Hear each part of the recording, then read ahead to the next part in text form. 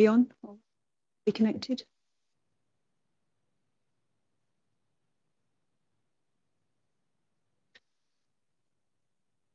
Thank you, Alan.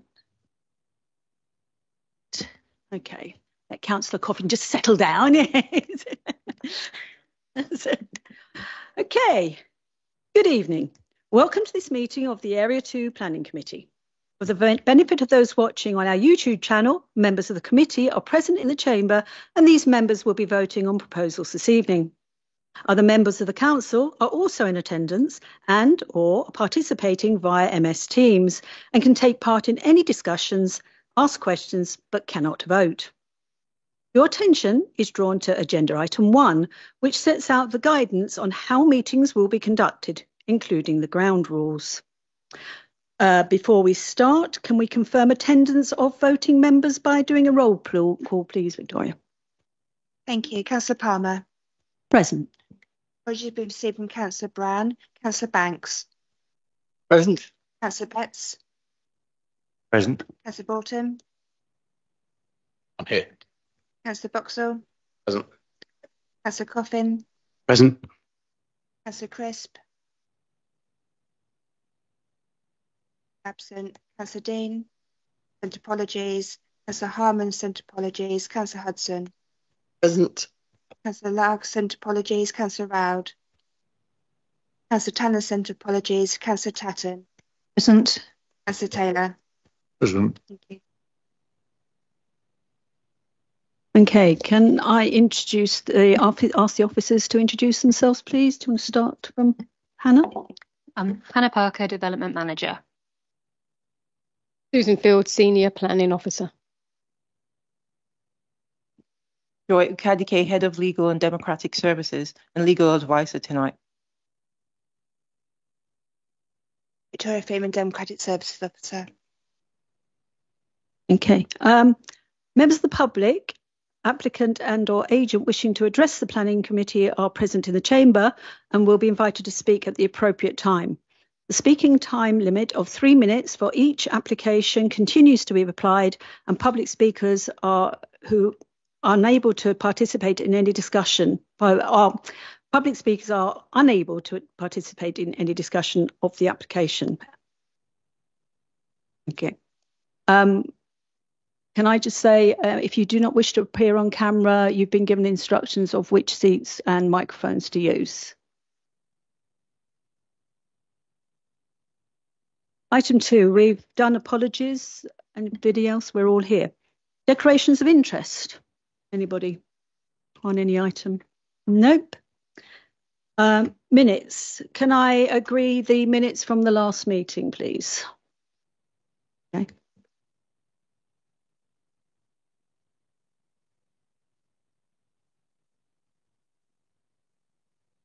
Okay, moving on. Our first application we are hearing for the second time is land opposite the paddocks of Burling Road, Leybourne. You want to? Thank you, Chair. This is a Section 73 application to vary two conditions on the appeal decision. It seeks 2 additional static caravans and 2 day units. Following the debate, members voted to refuse the planning application on the following ground.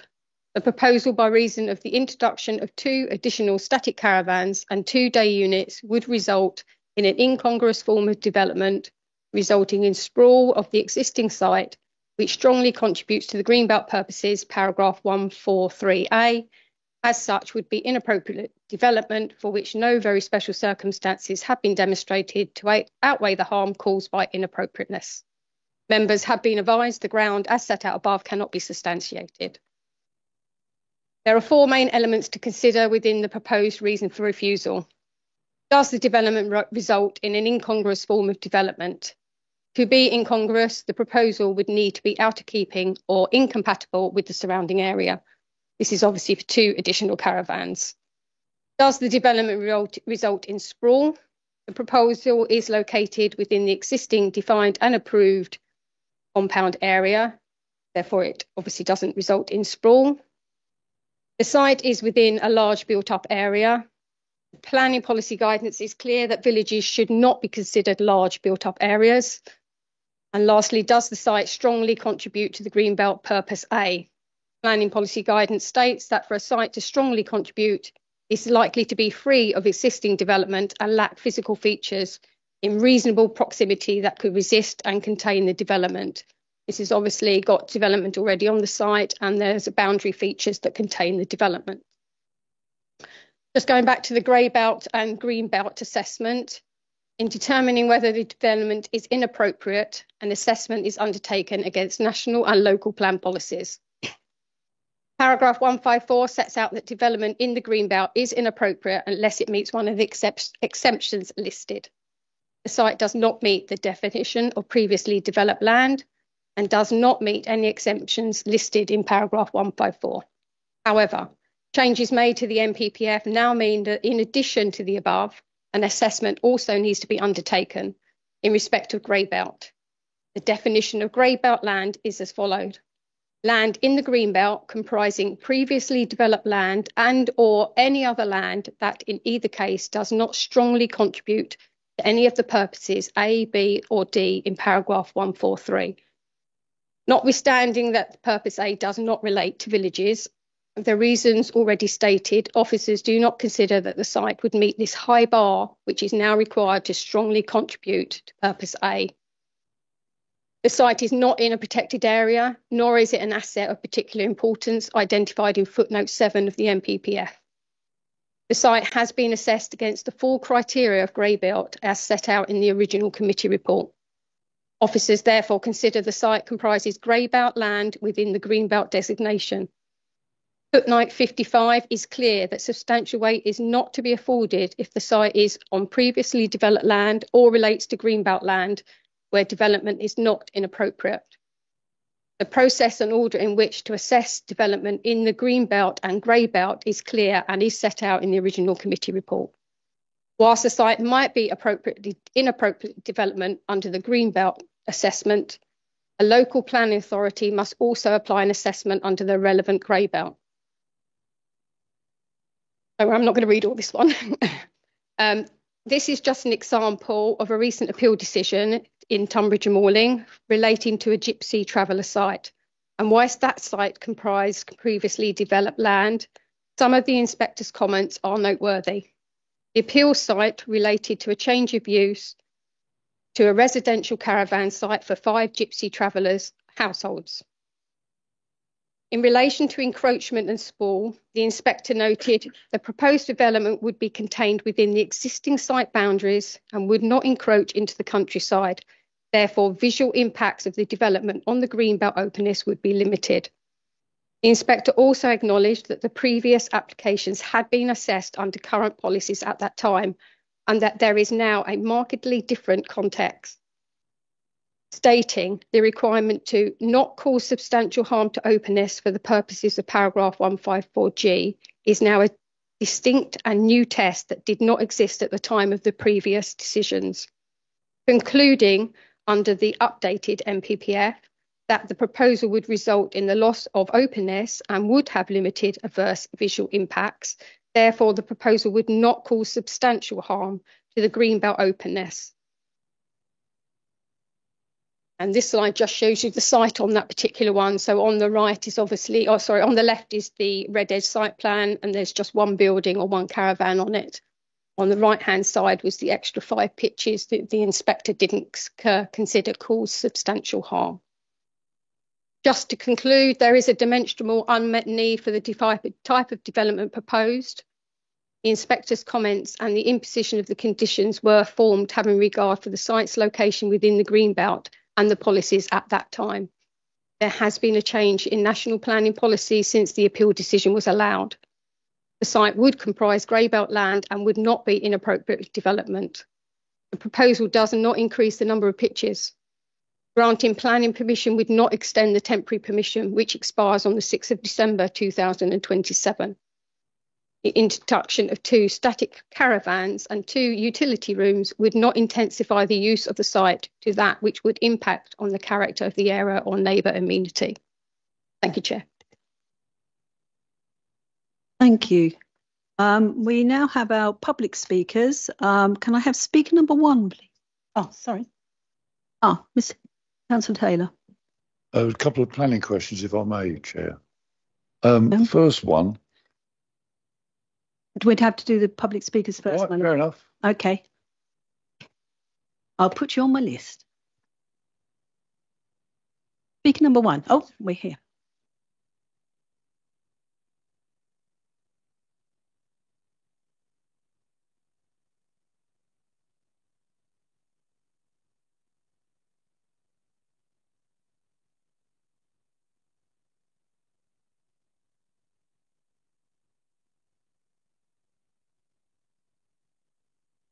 When we bought our property, we thought, safe in the knowledge that there were planning laws in place.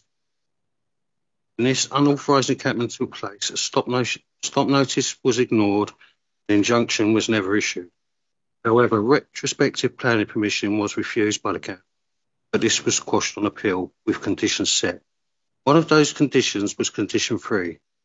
The inspector inserted this condition in order to safeguard and secure the restoration of the site at the end of the temporary period, and also in the interest of the character of the site and the surrounding area to safeguard residential and visual amenities. For some reason, day rooms don't seem to be included in the number of caravans on site, but in real terms, the application would increase the number of caravans to 12 day rooms. This would be a 100% increase in static caravans and day rooms. This is not in the interest of the character of the site and the surrounding area, and would not safeguard residential and visual. Definition of incongruous, unusual or different from what is around, relates to the local area and not the site itself, as said so in the report. Astonishingly, these changes are seen as immaterial by the planning department. I wonder if I were to increase the footprint of my house by 1%, whether this would be considered as an immaterial change. Let it also be noted that on page 43 of the document published, the site is already outside of the red boundary lines. Could 4 more caravans, including day rooms, fit in the red line boundary? Another issue that has still not been addressed by the team is why it took so long to process this application, which was submitted in March 2024. It just sat there for over a year, till that is the rules about grey belt came in, and then the application was processed immediately. And the planning officer confirmed at the last meeting that this application would have been refused based on it being green belt. So why was there such a delay, seemingly a cut and dry case? On the subject of grey belt, it clearly states in the NPPF that green belt can only be made grey belt through the local plan process, not in response to a planning application, which this is. So why has the planning officer made the decision based on this land being grey belt? Well, they would argue that it doesn't strongly contribute to green belt. I can assure you that it does to the local resident. But the officer wouldn't know that because we weren't consulted. In fact, no one was consulted, which seems strange for such an important decision, which could have many, many future implications, and which is why green belt can only be made grey belt through the local plan process with all of its different levels of scrutiny, not just in response to a planning application, which this is.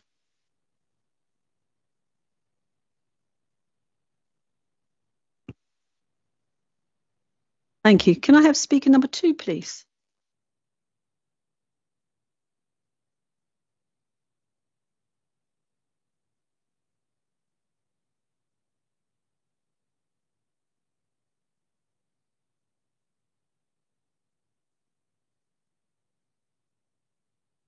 Dear members of dear members of Area 2 Planning. Oh, I thought I did.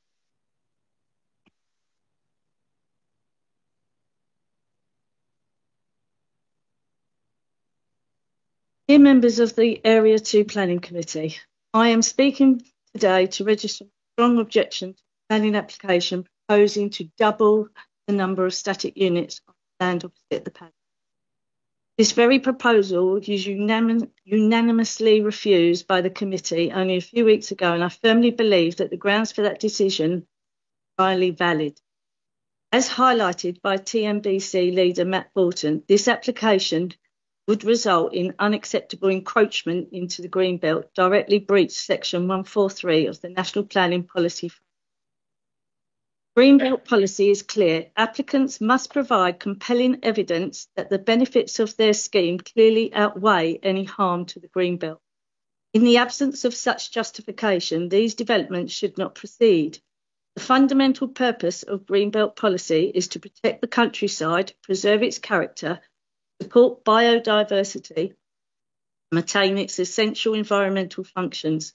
It is particularly important to note that this is directly next to ancient woodland and adjacent to an area of outstanding natural beauty, making its protection even more critical.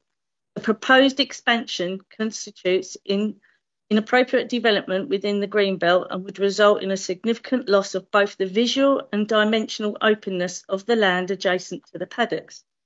This is in direct conflict with the NPPF's core objective of keeping land permanently open and preventing urban sprawl. The adverse impact on openness, together with the intrusion into open countryside, is not justified by any special circumstances, and the application fails to meet the necessary Greenbelt policy tests. Time limit and Section 73. Section 73 applicants cannot be used to alter the time limit for implementing the original permission. The changes now proposed under Section 73 would result in a development that is materially different from what the original permitted, affecting the site's scale, access and visual impact. This goes beyond the legal remit of Section 73, which is limited to varying conditions rather than fundamentally altering the nature of the development. I therefore urge the committee to maintain its previous stance and refuse the application once again. The reasons for refusal remain entirely justified, and no new evidence has been presented to warrant a different outcome.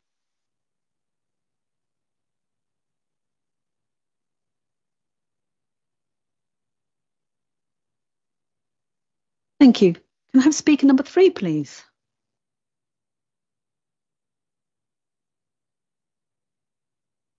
Thank you, Chair.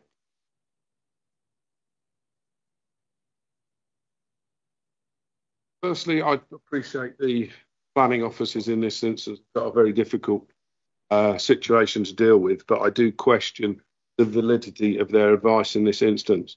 If you look at 6.3 in their original committee report, they said the local planning authority can grant such permission unconditionally or subject to different conditions, or they can refuse the application if they decide that the original conditions should continue. Due to the magnitude of the increased development, first of all, it's been brought into question, can the additional work still fit within the confines of the red line boundary? And it's questioned whether or not the existing development can. Plus, it's also only a temporary planning permission, so the grey belt issue hasn't been tested in those instances. Members vote to refuse the planning application, and I still believe that that should be the case. If you look at Section 73 in the government website, new issues may arise after planning permission has been granted, which require modifications of the approved proposals. Where these modifications are fundamental or substantial, a new planning application under Section 70 of the Town and Country Planning Act will need to be submitted, which is what I suggest is the case in this particular example. So for the reasons set out above, officers are of the opinion that the grounds for refusal are unsubstantiated and undefendable at appeal. I would again question, under Section 73, unless I'm incorrect in my understanding, you cannot appeal the Section 73 application. Therefore, it's within the member's gift to make the refusal in this instance, and the recourse by the applicant then is simply to submit a fresh planning application as set out within the government's website. So I would implore that the members please consider that you're not opening the floodgates to a temporary planning application where the magnitude of the development is almost doubling the static caravans on the site and also the structures that they're putting on it. Thank you very much.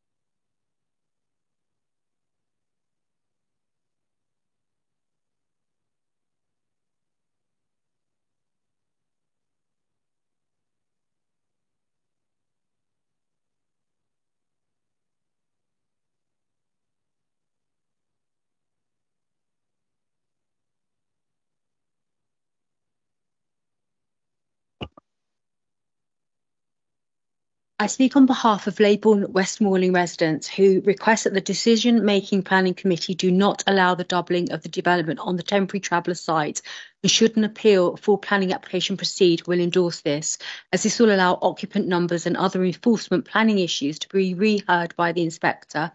A rehearing would allow clarifications to be obtained on absolute occupant numbers and other conditions which the TNBC Technical Planning Department failed to do at the previous PINS hearing. As Area 2 are aware, the site has destroyed and continues to harm our local community and Kent's Greenbelt following the historical destruction by this unauthorised encampment. The LPA's recommendation is subjective on multiple grounds and crucially does not cite that a local authority has the power to provide sites but are under no duty to do so. Other local authority activities the Grey Belt moniker that is now being cited by planning of the site is open to interpretation and is a very new policy. And to quote Councillor Bolton, this is quite a good application if the committee is wanting to be bold to test the inspector on. For information, we have now lost 5 local families who have moved, citing the camp and TNBC technical planning failures as the reason for this. My own family, who within a month of moving here to West Malling, which we did as one of our children had heart failure and nearly died at birth, would have a more tranquil country life, have been impacted heavily by this site, our human rights obliterated by the set-up of this unauthorised encampment, the fire on site, ongoing unlawful and antisocial behaviour, and destroying our human right to the peace and enjoyment of our and our children's home. As stated before, the 4-acre agricultural site, Greenbelts, was purchased for £120,000 by 3 men, all of whom had settled house addresses on the land deed. Following the failure of the TNBC Technical Department to issue an injunction and the constant ignoring of the stop orders issued to the occupants, traveller rights were used and a temporary 5-year condition to house a family of 2 adults and 2 children, a couple and 2 individual men was set. This is 8 people on a 4-acre site costing £120,000 as it did not have planning application. As shared with the committee before, this site has cost an estimated £500,000 to the taxpayer based on the £150,000 provision to purchase the neighbouring woods. Such was the fear that a similar encampment would incur, along with the precept estimated costs of firefighters, police, council planners, enforcement and highways. Over the 5-year temporary period, this site therefore cost £8,000 a month approximately, borne by the taxpayer to house the applicants. There are now more occupants on site, thus the request for more units and washrooms. An average home on Leybourne Chase costs £400,000 and is comprised of a 100-metre square dwelling, which residents work hard to purchase and do so legally and within planning law. The Technical Planning Department to recommend the material consideration that is doubling the site's quantum and allowing 2 large static caravans and washrooms to further create overbearance, which is material. It's quite frankly disgusting to us as local residents.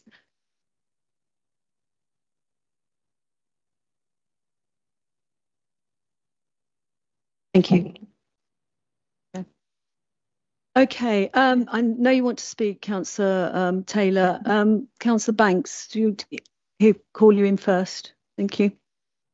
Thank you, Chair.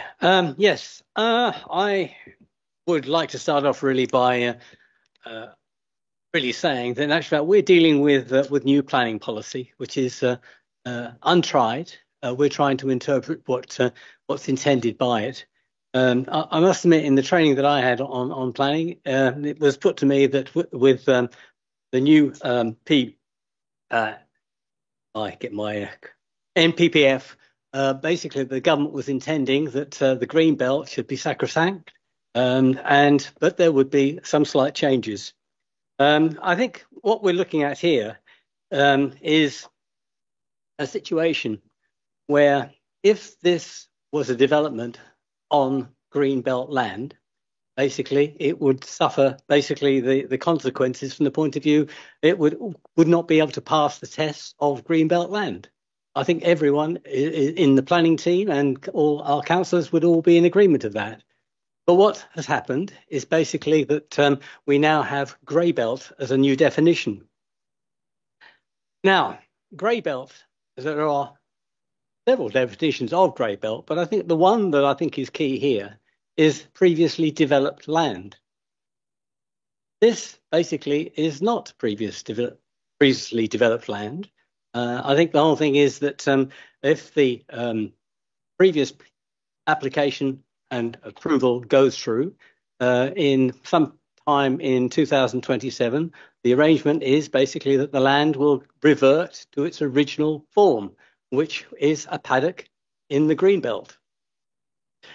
So I think we look at this now, and I think it's a situation really that I can't see how this can be described as green belt land. So I think we should be looking at it from the point of view of green belt, not grey belt. I was hoping that since our last meeting that basically we would have some examples of how basically grey belt had been defined since the change in policy. And I think the whole thing is because it's ambiguous how it is from the point of view of, I don't think it's actually mentioned temporary or temporary approval as within the legislation. So from that, you can deduce either applies or it doesn't apply. And that needs to be tested. And so I think that basically it's perfectly natural, I think, that being so early in this policy, we should be in a situation where if there is no precedent, which basically fits with the decision that we're looking at tonight, then it's perfectly in order for us to actually take a view that the intention is that this should not apply to a temporary planning application. So on that basis, I think we should continue to look at this from the point of view of green belt land. Now, we will develop basically the argument on this, and I think the whole thing is because I think just that argument alone should actually throw this application into doubt. But I think the whole thing is I we'll develop it further from the point of view of if it is going to be described as grey belt land, as to how it actually fits into that criteria. I'll leave that for the time being. I would ask permission to come back if I may. Susan, do you want to get Councillor Taylor's questions first, or do you want to answer Councillor Banks? Councillor Taylor. Thank you very much, Chairman. If this is deemed to be grey belt, this particular site, does that degrade the green belt around it? Does that affect the openness of the remaining green belt? I think Councillor Banks raised a good point there. If this is a temporary application, surely that land reverts to green belt, so the openness is preserved. What does temporary mean? In 2027, can we require their removal? Can we make them take it back and revert to green belt? The member of the public raised a very important point about Section 73 application. This isn't a variation of an application. This is a new application, the same as the old application, more or less. And the other member of the public raised the point about housing development in Greenbelt. You're allowed to rebuild like for like a house in Greenbelt, but you can't double the size of a house in. Thank you very much. You'd like to? Yeah, thank you, Chair. Just on the grey belt definition, no, it doesn't have anything in there to do with temporary permissions, and that is the difference between that and previously developed land. The definition is clear that it doesn't, for previously developed land, include anything that has where provisions for restoration has been made through the development management procedures. And that is like this site, that it's got a condition on that says it must be restored when it ceases in 2027. So yes, it will go back. Well, actually, it won't go back to Greenbelt because it remains Greenbelt. I think we had this debate last time. The Greenbelt status does not change on this application. It just becomes grey belt land within the Greenbelt, and that's how the government have set out how we assess it. So it is still Greenbelt, and some of the third-party speakers were correct that you can only change that through the local plan.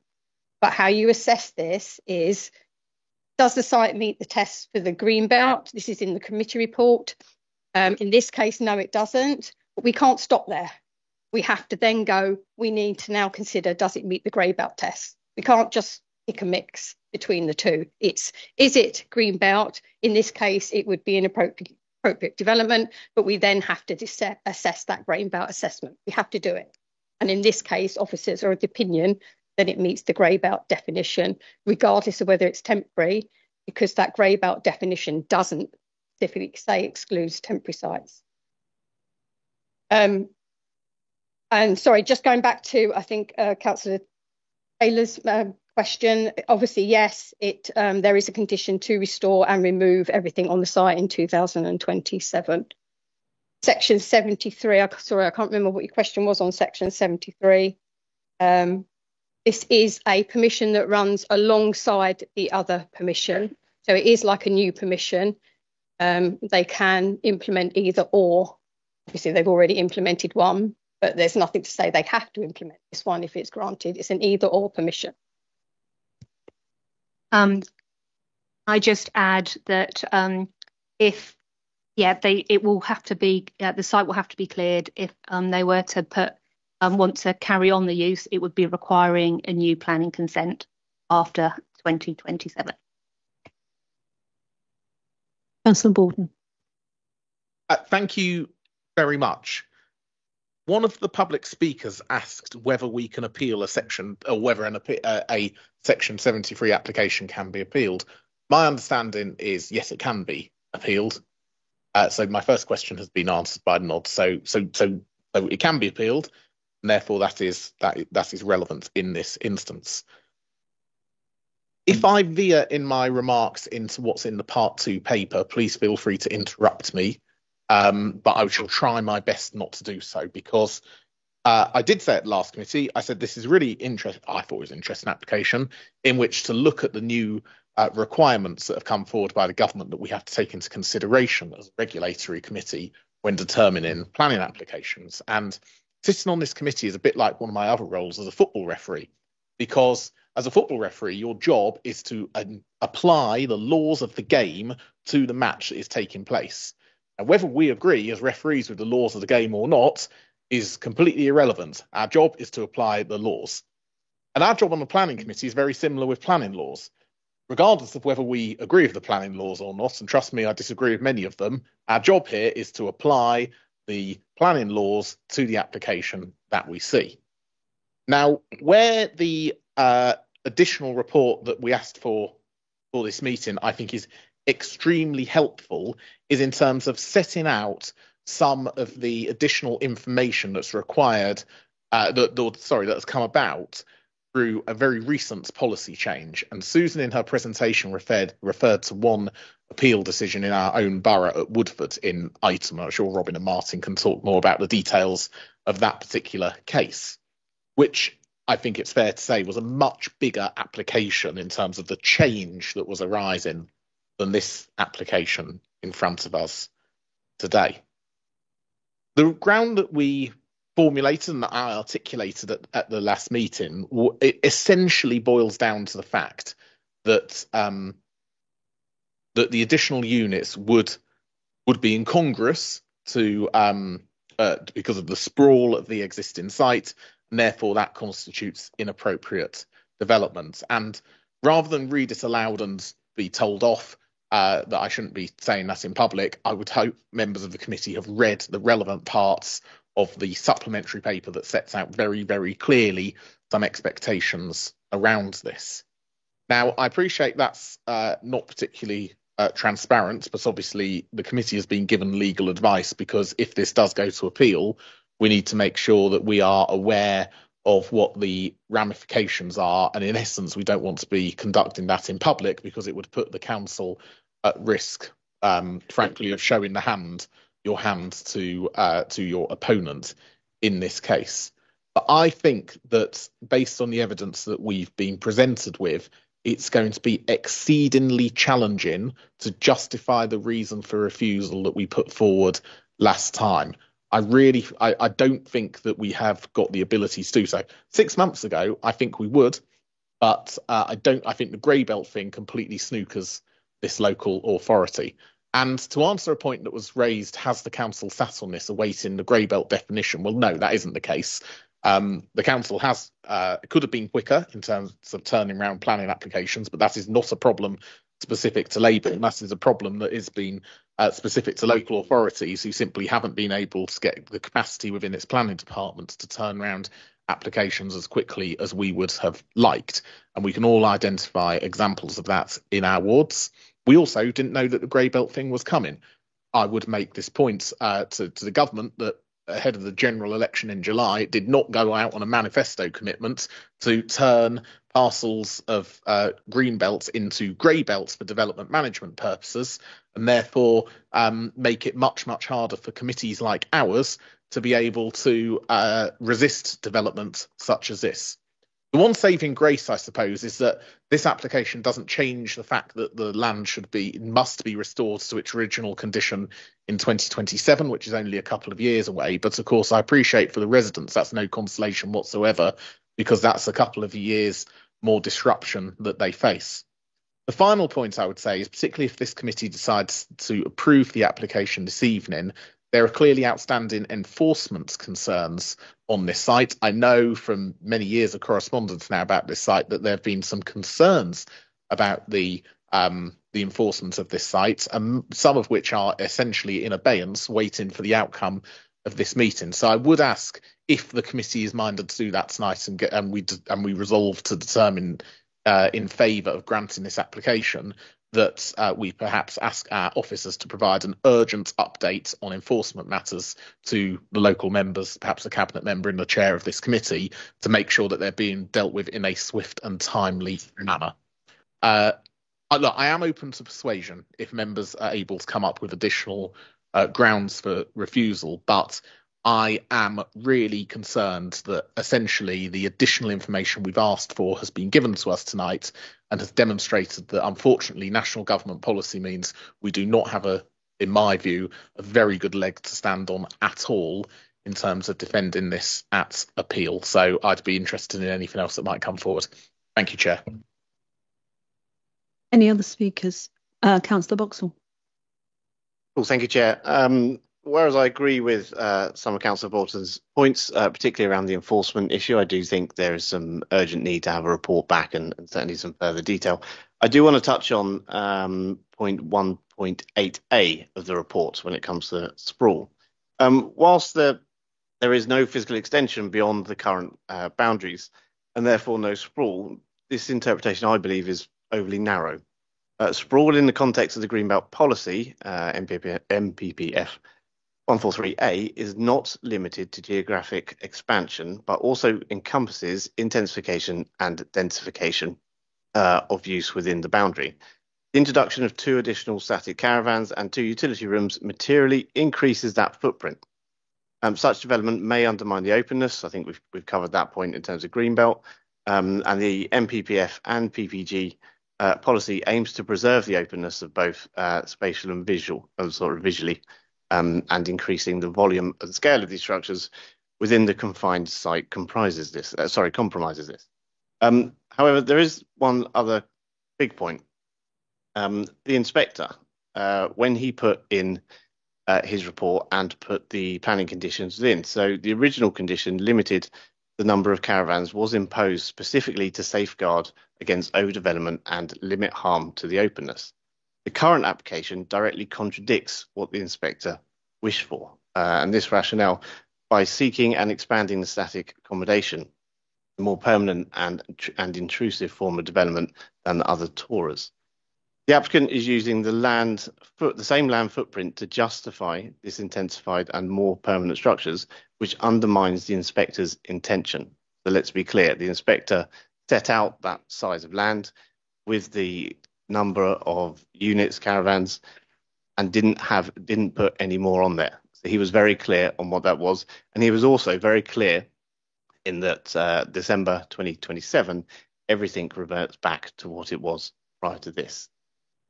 So when we deal with the word sprawl, I do believe that this does increase that and does affect that. And I would ask members to still bear in mind the refusal that we put forward last time and to continue to support that based on those points. Thank you. Yes, would you like to come back on that first? I just wanted to point out that we're in a very different policy context to what the inspector made their decision on. So it's not a like-for-like comparison.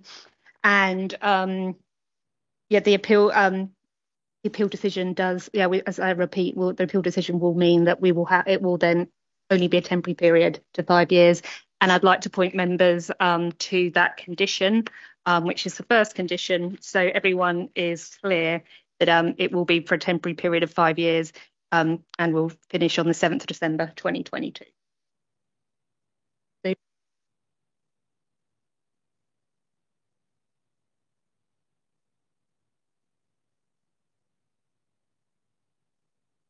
I think I also wanted to point out again that the appeal decision that Susan went through at the very beginning as well also points to the fact that the inspectors say we should look at green belt, grey belt in a fundamentally different way to what we have before.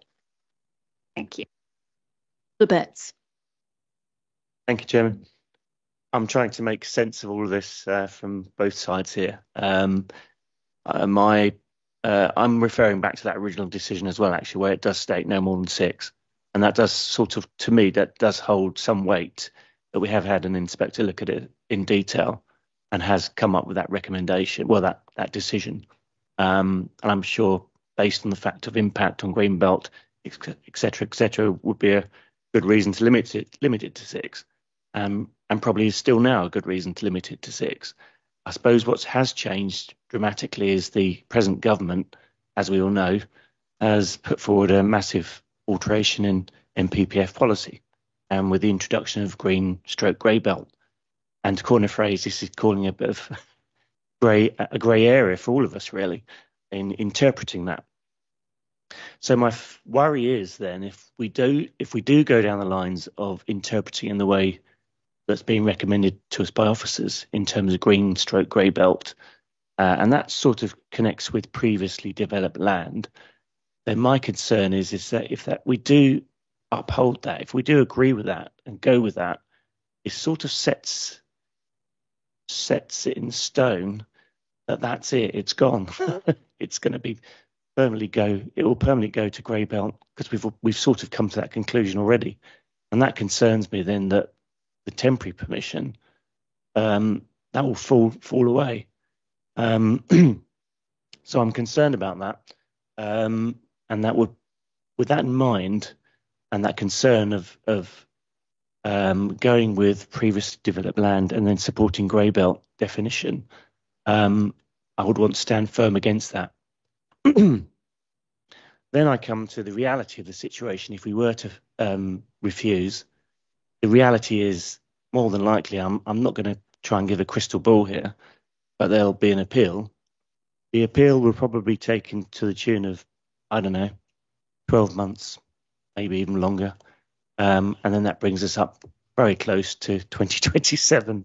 So in practical terms, whilst I'm really minded that I'd rather refuse this on the original grounds of Greenbelt and the original inspector's decision of limiting it to 6, which was a very sensible decision, the reality is that more than likely an appeal will take place, and we'll be back to exactly where we are. The fact that either by time, by the fact that once that appeal goes in, there's nothing we can do.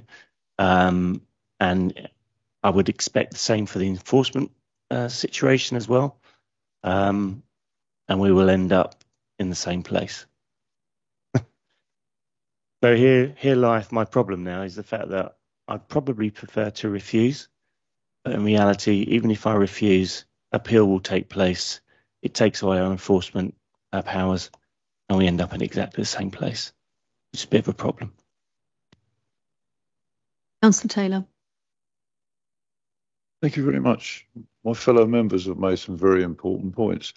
And I'm wondering whether the green-grey belt argument isn't actually a bit of a red herring, because what we're actually looking at tonight is a Section 73 variation of an inspector's decision. It's not a new application.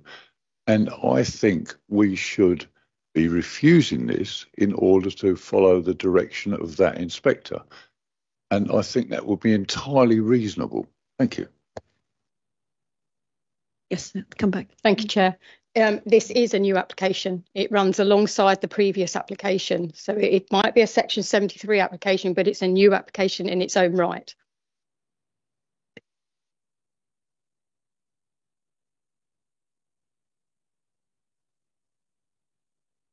It's an application to vary the conditions of the permission. However, a new decision notice is published as part of the application, and that will both sit alongside each other, as Susan has said.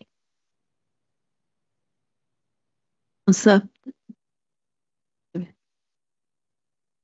Thank you, Chair. As it is a new application, then, and I raised a query with Susan about the site plan that I couldn't find. The only thing I have been able to find since I sent my email to you was a letter. I think it was the cover letter that includes a red line boundary on a map, and it says, the site edged approximately in red. So do we have a site plan? If we haven't got a site plan, which presumably should come from the applicant, it shouldn't be something that we cobble together on the basis of what we think their site is. Is that a procedural irregularity? And therefore, should we not be taking a decision tonight until we've got a site plan? Or are you going to tell me we have got a site plan? Yeah, this is where it gets very confusing, I'm afraid. So whilst it is a Section 73 application, and whilst it runs alongside the other one, the plans that are submitted, they're only applying to vary Condition 3 and Condition 4. And they are only applying to vary the conditions that relate to the particular bit that they want to vary. So in this case, the static number of static caravans. So all the other documents that came in and all the other drawings that were approved on the previous one are, if you like, carried over onto this one. So they remain on this application.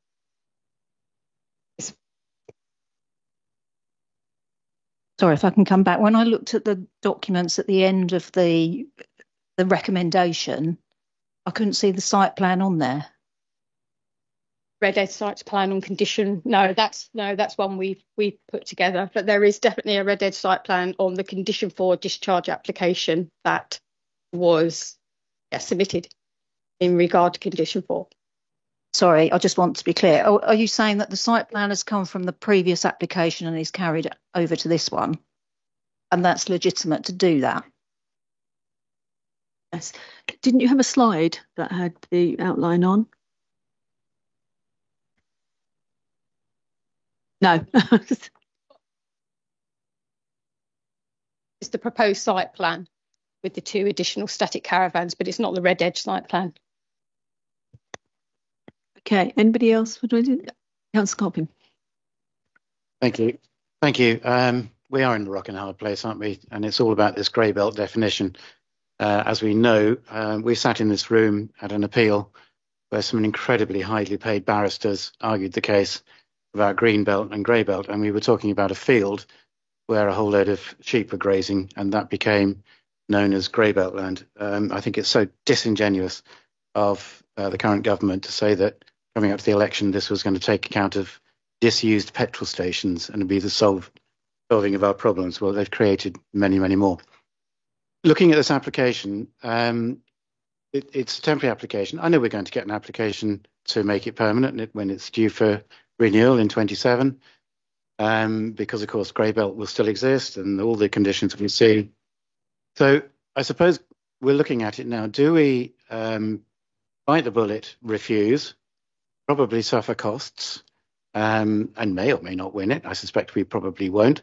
But if we do win it, then it limits the site to 6, so that when it comes for another application in 2027, which I'm sure will happen, we are limiting the number to 6 as opposed to the additional 2. I can't predict this one, and I don't know which way to go, because we're damned if we do and we're damned if we don't. And taking Robin's argument that if we do refuse the application, it'll immediately go into appeal, at which point our enforcement officers can't go onto the site. Effectively, we've granted it by the back door. So I'm really undecided. But with my finance hat on, I don't want to face costs. But that's not a good planning reason to either approve or disapprove. Thank you. Councillor Betts will come back. Thank you, Chairman, for letting me come back. I did forget to mention, I did write in my notes, and that was the area of temporary permission and how that integrates with green belt / grey belt definition. And in my view, that certainly hasn't been tested. It was different for the one at Item for that application, but for this one, because it is on the basis of a temporary accommodation, then I think there might be a bit of pushback on that in terms of grey belt / green belt definition based on temporary permissions. That might be an interesting one to test. Anybody else would like to speak? Councillor Banks. Thank you for letting me come back, Chair. And thank you, Councillor Betts, because I think you made the point that I was making at the beginning. I think really we're in a situation where it appears that if we were to go with this particular recommendation tonight, we could well be the first council who actually defines grey belt land using temporary planning permission to actually decide on grey belt. And I think that would be very unfortunate. I think the whole thing is we need to know basically whether temporary applies to grey belt or whether it doesn't.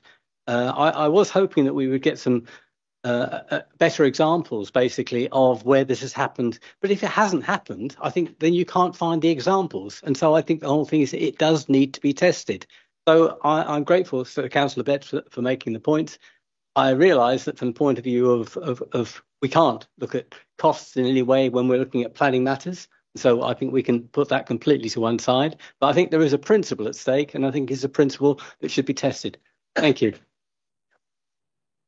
I do have to make sure that everybody has been aware of the agenda item 11, which is the additional legal report that has been put together for this application. If we wish to discuss that, we do need to go into part 2. Is there any desire to discuss the legal report? Are we all happy with what we've read? Okay, I will take that as we're all happy. Okay, so I think we've come to an end. Do you wish to make any comment? Anna, you okay? But I just would point out that obviously Susan's already explained that grey belt the definition is clearly outlined in the MPPF, and it says it doesn't exclude temporary.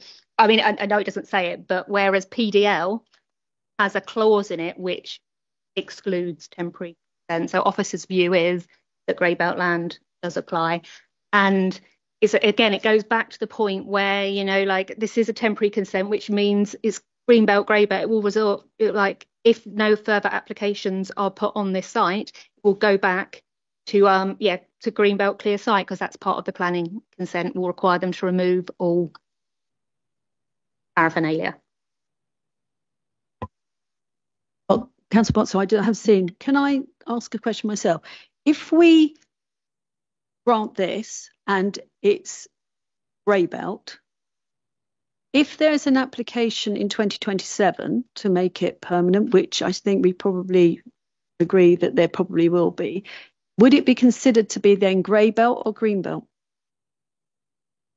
Well, we'd consider it on the policies at the time that it comes in. And yes, we probably would consider it would be grey belt if anything hasn't changed. Depends what would change. And it also depends what they're coming in for. And whether they're enlarging the site, etc., etc. Councillor Boxall. Thank you, Chair. Given the fact that whichever way this goes, or if it goes to a refusal, it would go to full council anyway. Could I invoke clause 15.24 of the Constitution, please, and move this to full council? Sorry, I missed your point. I was just talking with the lawyers. You want to go to full council? If we refuse this, it would have to go to full council. But in the Constitution, we can do it with 3 members on 15.24. So if we could do that, please. I will hand over to my legal. Sorry.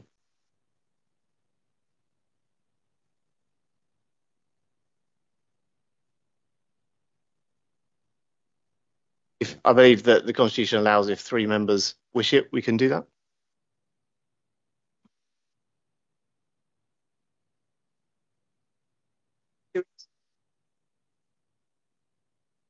Business before the vote is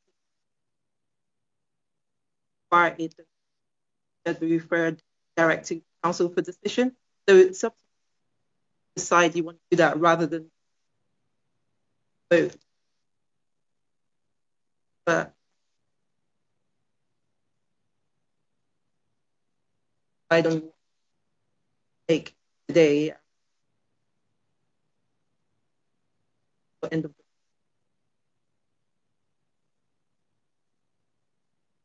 So the choice is, if it's refused here, then it will go to full council, or you can have 3 members who request it go directly to full council without a vote. Councillor Borden. I really would urge against using 15.24 of the Constitution. Firstly, because I think it's disingenuous to residents who've come here tonight and anyone who's watching online with an interest in this application. I think they expect to see us make a decision tonight, and we as members should at least exercise that judgment. I don't see anything in the debate that's unusual from what we would debate at Area 2 or indeed any other area planning committee that justifies this going to full council before the vote has taken. Obviously, if 3 members of this committee do decide to do that, then that in essence closes the discussion tonight and we automatically go to full council. But I personally think that would be a deeply regrettable step, because all it does is extend the uncertainty. Councillor Boxall, do you want to invoke a constitutional point, or should we go to a vote? I'd like to invoke 15.24, please. And which other members are going to support that? So we have Councillor Centon wish to speak? Yep. Could I just say that the Constitution has the clause there, and it's perfectly within our right to invoke it. So I don't think we should be criticised for doing that. Thank you. Through the chair. Sorry. Through the chair. I'm not criticising them for the members for using that. I think they're perfectly within their rights to do it. As I said, I referred to my previous comments. I just think it's a little bit disingenuous. But I've made my points, and this will be going to full council. For the benefit of the YouTube viewers, councillors Boxall, Tatton, and Banks or Roud, whichever one you go, have invoked constitutional point 15.24, and this application will be taken directly to the next full council meeting. Thank you. So, ladies and gentlemen, I'm not sure if you understand what has been going on. This application is now going to full council 8th of July. And you will have the opportunity to speak in front of full council at that point. You will need to register properly, yes. But that is as far as we will be discussing it this evening. Thank you. If you wish to depart before we do the next application, would be.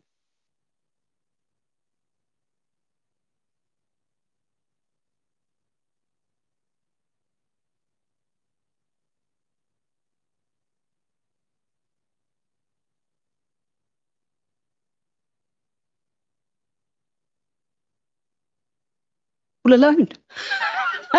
Then there was one.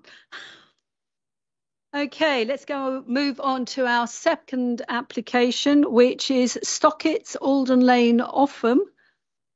Would you like, Susan, that's you again? Yeah. Thank you, Chair. This application seeks the demolition of the existing dwelling, a large detached garage building, stable building, and the removal of 2 static caravans with the replacement of a large detached dwelling. This slide shows the position of the new detached dwelling. The dotted areas are, this one relates to the existing dwelling. Over here, I don't know if you can see that very clearly, is the detached garage. We've got stable block here, and then we've got 2 static caravans down here. This is the existing dwelling on the site. This is the proposed dwelling, a 2-storey dwelling with accommodation in the roof. That's the front elevation, and then the side elevation is the road, that the elevation you will see as you come up the road or the access drive. This is the rear elevation, and again the other side elevation. The location of the dwelling, the proposed dwelling, is utilising the topography of the land, and as you can see, the land sort of rises up. It's quite significant actually. It doesn't look as much within the photo. This is the detached garage that will be removed as part of the application. The next slide shows the stable building, which is adjacent to the house, again, which is going to be removed as part of the application. These are the 2 static caravans that are on site, which we haven't included in the volume, but they will be removed as part of the application. The site has been assessed under paragraph 154G, which relates to limited infilling or the partial or complete redevelopment of previously developed land. The NPPF was updated in December, with the most notable change in terms of paragraph 154G is the change in wording from greater harm to substantial harm, which clearly sets the higher threshold. The proposal includes the removal of substantial outbuildings, which can be offset against the harm to openness in both visual and spatial terms. The site is well screened, and as such, the visual impact would mostly be from within the existing residential curtilage. The dwelling is proposed to be situated approximately 8 metres further to the south of the existing dwelling, which is not considered to be significant or result in a greater visual impact on the countryside or the green belt. Therefore, whilst recognising the increase in volume resulting from this development, its effect is capable of being mitigated by other factors as highlighted in the committee report. The proposal would therefore comply with paragraph 154G and as such would be appropriate development in the green belt. Officer's recommendation is to approve the application subject to a Section 106/UU agreement securing the self-build element and subject to those conditions set out in the committee report before you. Thank you, Chair. Thank you. We have one speaker on this application, Mr. Matthew Porter.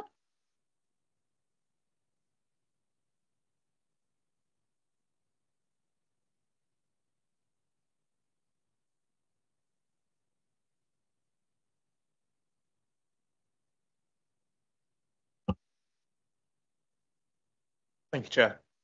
Good evening, members, and thank you for the opportunity to speak on behalf of the applicants. In truth, it somewhat surprised that the application has been called to committee tonight, as it falls comfortably in line with national and local planning policy. It seeks approval for the demolition of the existing house and associated outbuildings, other than a recently approved and constructed garage that is to be retained, and the creation of a new family home. The site is located within the Greenbelt. However, national planning policy allows both replacement homes and the redevelopment of brownfield land, provided there will not be a substantial harm caused to open it. In designing this proposal, the architectural team has designed a property that replaces the existing outdated and sprawling domestic buildings and provide a modern, sustainably constructed new home without exceeding the bulk and massing of development that is to be removed. Within the submitted planning statement, we explain that cumulatively there will be an 11% decrease in volume. In terms of height, the new dwelling works with the existing topography and is cut into the bank. When viewed from Alden Lane, this means the new building is effectively only 7 centimetres taller at the crown and 25 centimetres taller at the eaves than the existing dwelling. For context, this area of Offham is sparsely populated and characterised by clusters of development comprising generally detached properties with large separation distances. As such, no adverse impacts on neighbours are anticipated. From a heritage perspective, the property itself is located adjacent to, but outside of the Alden Offham conservation area. There are also 4 listed assets within 80 metres of the site access. However, Stockitts is a modern dwelling, unconnected to the heritage assets, and offers nothing of value to their significance. Replacement of the dwelling and consolidation of buildings will therefore not undermine the significance of these assets, and the new dwelling will be no more impactful than the existing when viewed from inside the conservation area. New home is to be located entirely within the established residential curtilage, but move slightly to the south to increase the distance to Alden Farm. The proposal also removes 2 outbuildings in a state of disrepair, positioned adjacent to the Alden Farm boundary. The alternative siting for the new dwelling is further from the boundary and means that the house can use the topography and integrate better within the countryside landscape. The siting also allows the applicants to remain on site during construction, albeit they'll be perfectly content to agree a condition to ensure the existing property is removed promptly upon occupation of the new house. Following comments received during the application, the applicant instructed a bat root assessment by a qualified ecologist, has confirmed that no bats are present nor at risk as part of this proposal. Finally, and purely for the sake of clarity, the application is a replacement dwelling for the applicant's own personal occupation and has been designed by the applicant as a bespoke design throughout. This in mind, it falls wholly in line with the parameters for which biodiversity net gain exemptions were identified. These exemptions were deliberately introduced to reduce the burden of costs on applicants wanting to build their own homes and not as a way of circumventing the rules. We would therefore respectfully request that you support your officer's recommendation and approve permission. Thank you. Thank you. Councillor Dean called in this application. Is anybody speaking on her behalf, Councillor Tan? Thank you, Chair. I'm not actually speaking on Trudy's behalf. I'm going to speak on my own behalf. I've not had a great deal of contact with her about this one. I think from my point of view, there are sort of 3 elements. The proposed dwelling being materially larger, and I wonder if at some point Susan could just confirm the increase or decrease in volume, because the agent just mentioned 11% decrease, and I don't think that's right. It would very clearly be a very substantial house in terms of its mass when you compare it with the existing dwelling. It's got a substantially larger footprint, it's got a greater volume, it's taller. I think there was a mention of it being sort of twice as large. And the other element is the impact on the Greenbelt due to the material increase coupled with the change in the position of the dwelling within the site. And currently you've got all the buildings largely arranged on that northern boundary. And the volume of development is spread between several different buildings, some of which are only single storey.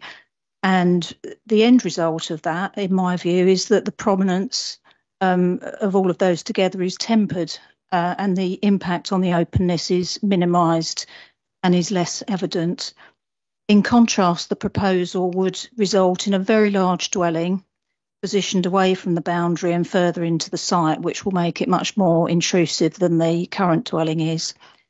And although most of the buildings would be removed, the majority of the built form on the site would then be concentrated in that one dwelling. And I'm struggling really to reconcile that with the need to keep the greenbelt permanently open. I know the applicants have got or could extend the existing dwelling under a certificate of lawful development, but that would essentially retain the dwelling in its current less prominent position close to the boundary, and it would still be smaller than the proposed dwelling. In terms of how the dwelling would be perceived from outside the site, there is a public footpath that runs immediately adjacent to the southern boundary. And while I agree that parts of that boundary are well screened, there's a weatherboard fencing, there is some hedging, but there is also, or there are a number of points along that boundary that are open, and you have good visibility into the site, quite wide sort of open views. And then from Alden Lane, from the existing where the gate is from Alden Lane, the existing dwelling is quite sort of discreetly tucked to the right-hand side. And so you look into the site and you get that sense of spaciousness sort of looking through it. And I think the new dwelling being so prominent when viewed from both the public footpath and from the gate would disrupt that openness. I've also got a few concerns about the impact on local character and whether it's really reflective of the local vernacular.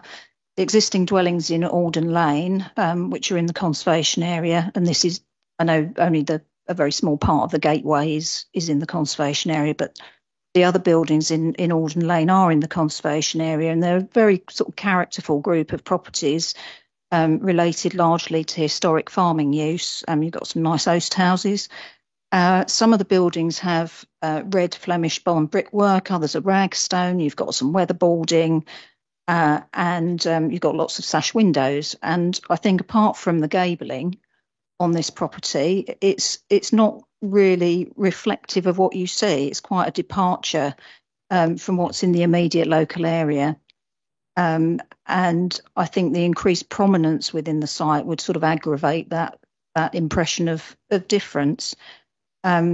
As we sort of discovered when we were talking about Ivy Farm, that the development that's outside the conservation area can have a material impact on what's inside it, and it can detract from that local distinctiveness and quality. And my concern is that this proposal would do that. So I think overall it sort of seems to me that this particular proposal, and I'm not saying that something couldn't come forward that might be okay, but this particular proposal I think is harmful in terms of its sheer scale, its design and its positioning. I've got some comments potentially on conditions if I need to come back about that, but I've just got one final point, and that is that I picked up through the responses that there is allegedly a nursery being run from the site, and I don't really know anything about that. It's not something I was aware of, but I can't see that there is any permission for a nursery, or certainly a commercial nursery of any size. I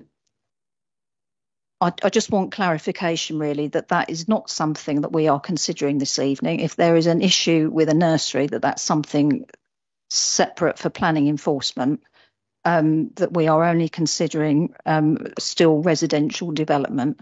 But I just wanted to flag that up because I did spot it in the one of the responses, and I think it needs to be addressed somehow, but perhaps that's through planning enforcement. Thank you. To come back on that? Yes, please. I'll go straight to the last one. And yes, you are only considering a residential scheme on before you tonight. There was certainly no evidence of a nursery whatsoever when I went on site. There was nothing out in the garden or any children around or anything like that. But no, you're only considering a like, well, not a like for like, a residential to a residential tonight. I'm going to give you some volume figures. So the difference between the volume of the existing dwelling and the proposed dwelling, and I'll do it in percentages because it's easier, is 43% increase. That's just the dwellings, nothing else. If you include the outbuildings to be removed, as well as the dwelling, that results in an 18% increase in volume, which we would consider is acceptable. And if you include the previous consented extension, it's a 2.7% increase. The difference in volume between our assessment and the agent's assessment is the fact that we have not included the static caravans in that assessment. Just in terms of views, yes, there is a footpath, but it's 340 metres away, so it's quite a substantial distance away. And in officers' opinion, views into that are very, very limited. And you would see the dwelling or the new dwelling sort of, if you like, in context with what you would see now as the existing dwelling. I don't see there would be much difference. Going back to just volumes as well, in terms of height, the existing dwelling is currently 7.78 metres from ground level. The proposed dwelling, not taking into account any difference in land levels, is 8.35 metres. So there's not actually a significant difference between, there is an increase, but officers don't consider that to be significant. And just on character and appearance, I'm only going to just reinforce that it's not in the conservation area. It's not seen, in my opinion, from the conservation area. It's well screened, this site. Therefore, we're quite happy with the design that's proposed. Thank you, Chair. Thank you. Anybody else would like to speak to this? Councillor Taylor. Thank you very much. I was interested to hear you say that so many metre increase wasn't really that much of an increase. And I can remember officers trying to refuse an application because the new roof height was 600 millimetres higher. Can we just look back at the picture of the existing house? It's a matter of personal taste, I know. But it seems a shame to demolish such a beautiful country house and replace it with a Mac mansion. Then I don't have to live in it. Can we actually enforce the removal of these other outbuildings and caravans? And this has been built under self-build dispensations. What sort of time frame is it before the builder would be allowed to sell that on the open market? And if it was sold beforehand, can we require those B&G and things like that to be brought back into play? Thank you. There is a condition proposed so that the existing dwelling is removed prior to the occupation of the dwelling that is proposed. In terms of self-build, there will be a statutory undertaking with this application to make sure it stays as a self-build or it is built as a self-build. If they don't comply with that, then the B&G would be applicable. And I'm going to have to take guidance on how long that is. I know when you've got SIL in place as an authority with SIL, it's 3 years. I don't know what it would be without SIL in place. Well, so since I don't know if Area 2 have had a self-build application before, but previously we were conditioning it to be self-build. Since then, we've had further advice, and that's why we are now going for the unilateral undertaking or a Section 106 to strengthen the agreement, like Susan has said. Like if they do then go and sell it on, then it will be B&G liable. I haven't seen the final agreement, so I can't quite comment on the time. But as mentioned previously in Housing Planning and Scrutiny Committee, will now be putting agreements on the website prior to them being published. So that will all be visible and transparent at that time as well. Okay, thank you. Anybody else? Okay. I'm just going to make a personal comment. If I see another double height glass atrium come before this committee, I think I'm going to scream. Is there no other architect who can make a house? Personal opinion, but there we go. Okay. There's also a large garage, which actually isn't shown on that layout, that has recently been built. There is a garage stroke gym, as I understand it. Yeah. Oh, sorry.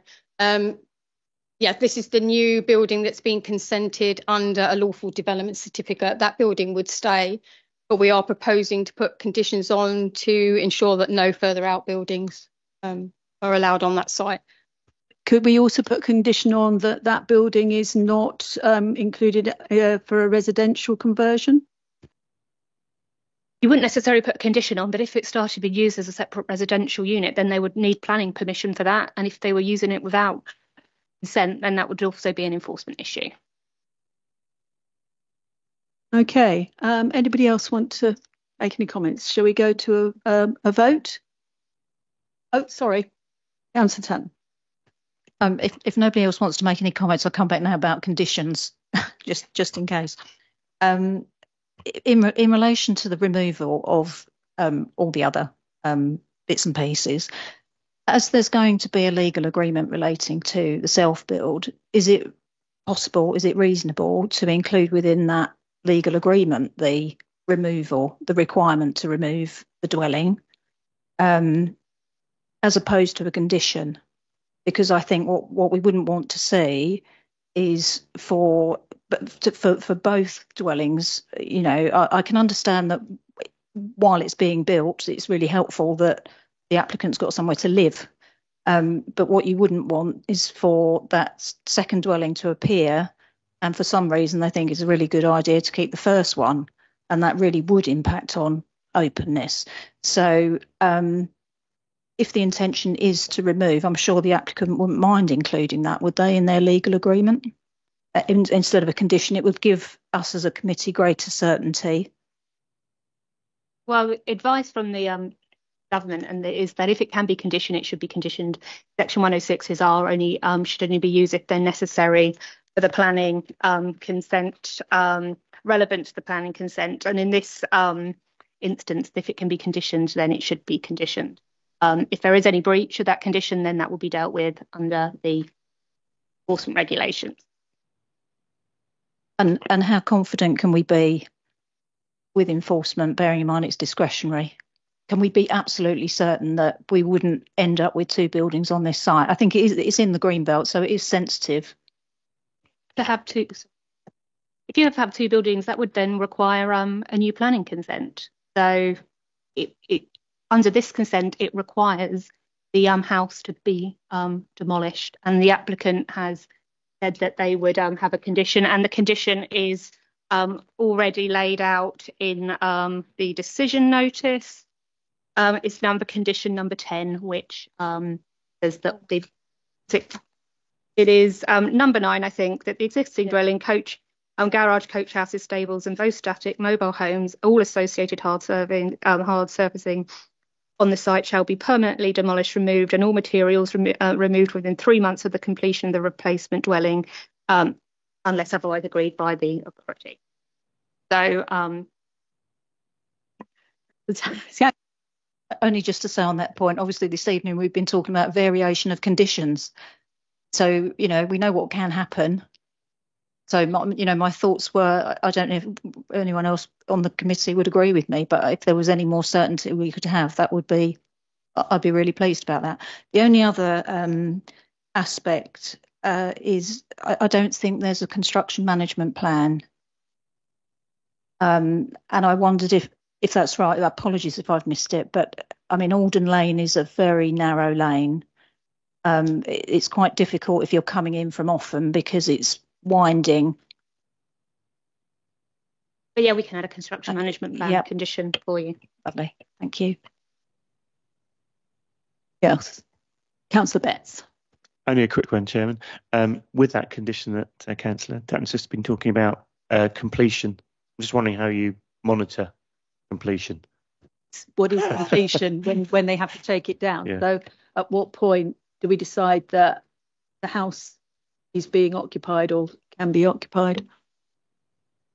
I mean, that down to If the you building the reg? occupation, I mean, you could argue building regs say completion is when there's like kitchens and everything in it, and it's past that last certificate test. We could firm that up maybe and put prior to occupation. It is a fact and degree, but if we can have a think about those comments and tighten up that condition if we are allowed to under delegated powers. So sort of thinking on the spot, it might take a bit of careful thought. Councillor Taylor. Doesn't completion actually have to have a completion certificate? And I know my completion certificate, my extension wasn't done until 4 years after I'd finished the extension. They caught up with me. Okay, I don't think you should admit to things like that, Councillor Taylor, on YouTube and everything. Right, so let's, can I propose that the recommendations set out in paragraph 7 plus the additional conditions and delegated powers to strengthen the conditions that have been discussed. Can we go to a vote, please? Do you want to go on a round and hands? Yeah, okay, happy with hands. Those that agree with granting the permission for this application?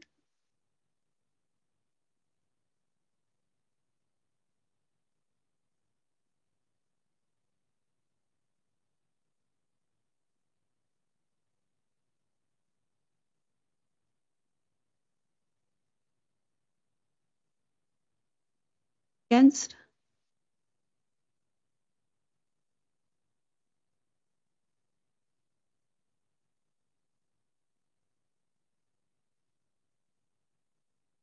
And that is obviously subject to the section 106 as well to be put together and signed.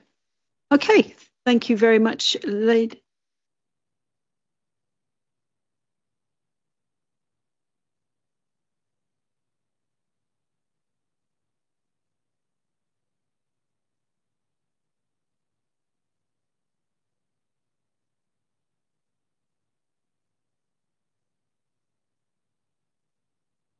So it's 9 in favour and 1 against.